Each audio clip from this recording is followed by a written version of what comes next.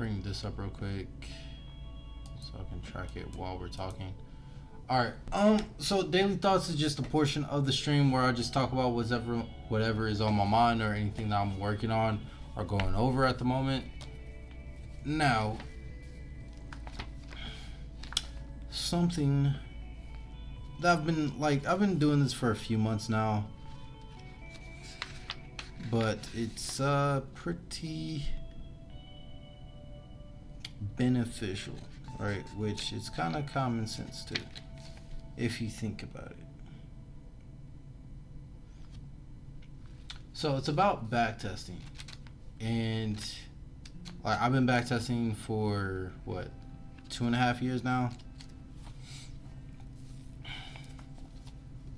But when I went to backtest, like if I had an idea or if I was practicing like a method that I was learning, I would just backtest that one thing, and the original intention was just to get used to the strategy, and every single time I see these confirmations, enter the trade. And then once I got comfortable with that, I started to say, okay, what would happen if I went for this target instead of that target? What would happen if I moved my stop loss here instead of here? What would happen if I entered after this confirmation instead of waiting for this final confirmation? What would happen if I set limit orders? An idea to do is like just to, before you backtest, before you start digging into backtesting, write a list of all those ideas that you have and then track them all at the same time as you're going through backtesting, right? That way you don't have to, let's say, I don't know, like a lot of people backtest 100 trades for an idea to get a good sample size going, and then you have to backtest 100 trades on your SL idea, then you backtest 100 trades on your take profit idea, then you go back and backtest 100 trades on your entry idea or your management idea, whatever idea you had.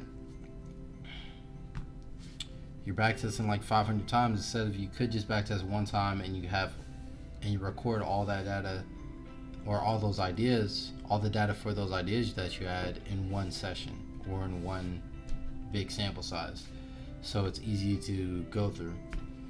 And another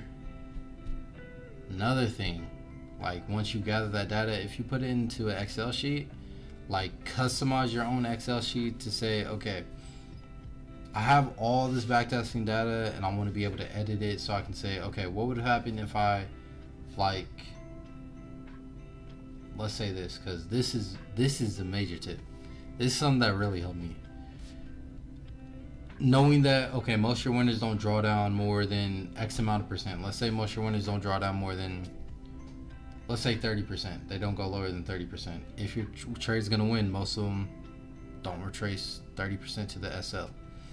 So then you could go back to your Excel sheet where all your data for the backtesting is and say, okay, what would happen if I move my stop loss to 50%?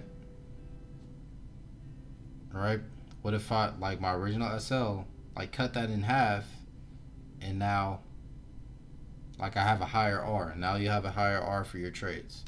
Now you could potentially take a lot more losses, but you know, majority of your winners don't draw down more than 30%, so that 50% cut is ultimately going to bring you more profits, right?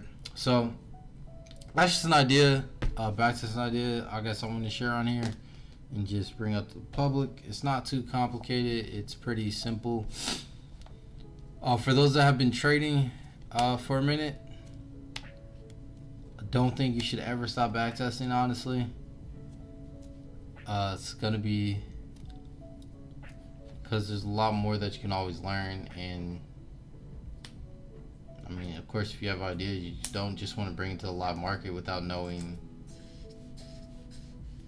the benefits, drawbacks, or the phases that it goes through. But appreciate you guys watching. Hope you guys like the stream. Tracking GA UJ, the alert has not gone off, so no entry, and we're tracking dollar Swiss. So GA and dollar Swiss are the two trades that we're in right now, and hope you guys have a good day. All right, good trading day. We'll catch you guys later.